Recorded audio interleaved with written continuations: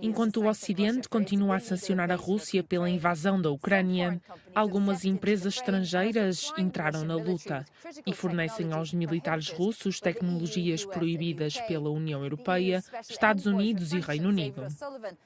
O enviado especial do Bloco Europeu para as Sanções, David O'Sullivan, é o nosso convidado em The Global Conversation. David O'Sullivan, muito obrigada por se juntar a nós na Euronews. O seu trabalho é o de enviado para as sanções, mas suponho que o que está a tentar fazer é garantir que o potencial das sanções é maximizado, de modo a que outros países do mundo ou entidades privadas não os subestimem. Fale-nos um pouco do seu papel. É isso mesmo que estamos a tentar fazer. Temos um conjunto de sanções sem precedentes contra a Rússia, mais do que alguma vez sancionamos qualquer outro país. 60% das importações que vinham da Rússia e 55% das nossas exportações estão sob sanção. E é muito importante garantir uma aplicação efetiva. Uma parte disso, que é da minha responsabilidade, é contactar os países que não se alinharam com as nossas sanções. Então, o que diria que seria um trabalho bem-sucedido da sua parte?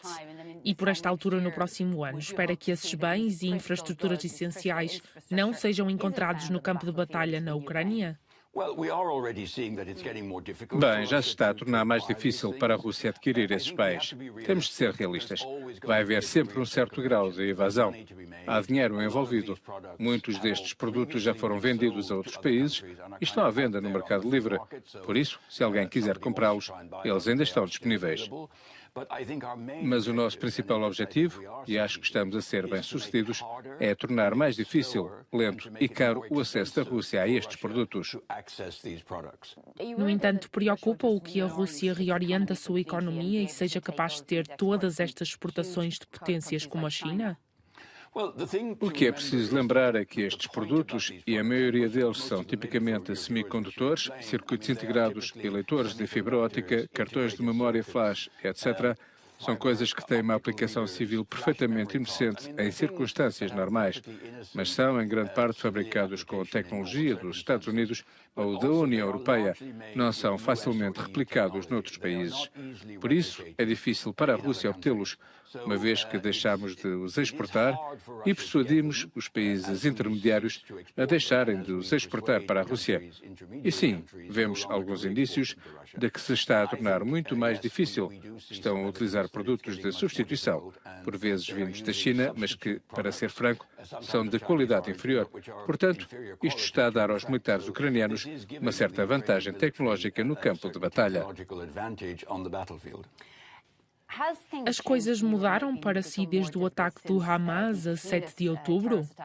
Porque vimos críticas de pessoas como o rei Abdullah da Jordânia estava preocupado com o facto de a União Europeia, no que diz respeito ao direito internacional humanitário que protege os palestinianos, não ter a mesma preocupação que relativamente aos ucranianos.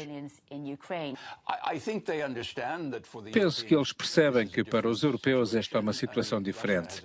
A Rússia atacou a Ucrânia sem qualquer provocação. A Ucrânia não representava absolutamente nenhuma ameaça para a Rússia. Trata-se de uma invasão em grande escala de um país soberano. Acho que as pessoas percebem porque é que nós, na Europa, temos de reagir com muita força. As ambições de Putin de restabelecer a hegemonia russa na sua vizinhança imediata é algo que não podemos aceitar. É por isso que, enquanto europeus, temos uma obrigação especial nesta situação. É claro que, na minha opinião, também tomamos uma posição firme em relação ao que está a acontecer no Médio Oriente, mas não me parece que as pessoas vejam isto como uma espécie de escolha binária. Costumo dizer que podemos gerir mais do que uma crise de cada vez.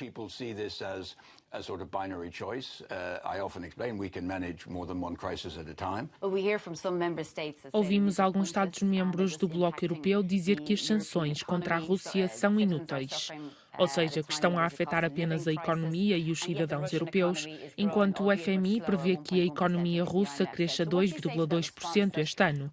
O que diz sobre esta perspectiva? Isto tem um custo para nós, sejamos honestos. Tradicionalmente, temos feito muito comércio com a Rússia, mas ainda não é uma parte importante do nosso padrão comercial. E penso que as empresas têm conseguido encontrar mercados alternativos.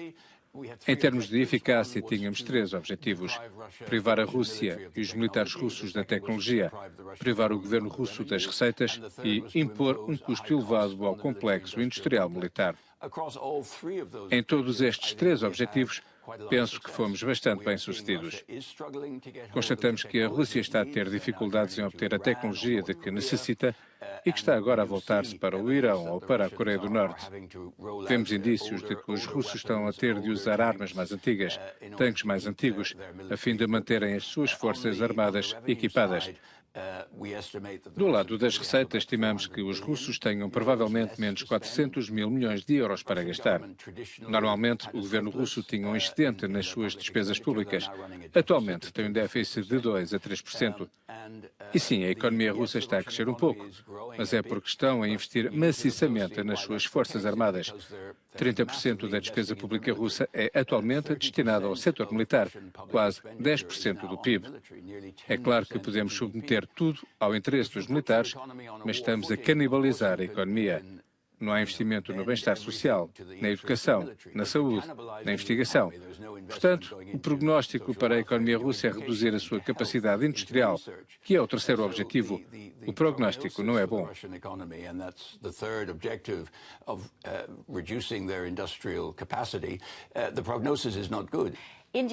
A Índia está a comprar muito petróleo russo, a refiná-lo e a enviá-lo de volta para o Ocidente, o que parece um pouco contraproducente.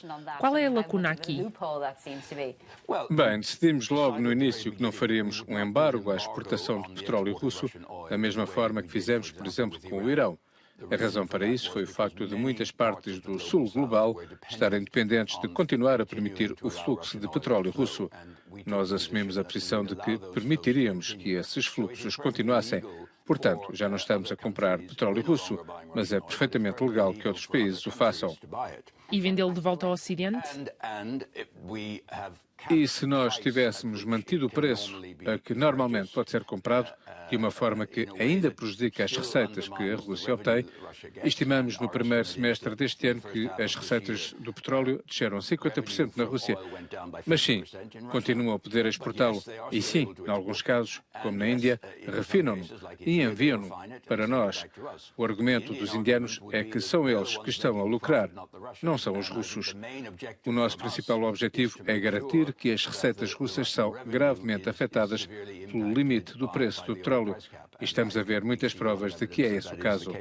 Okay, David O'Sullivan, EU Sanctions Envoy, thank you very much for joining us on Global Conversation. Thank you.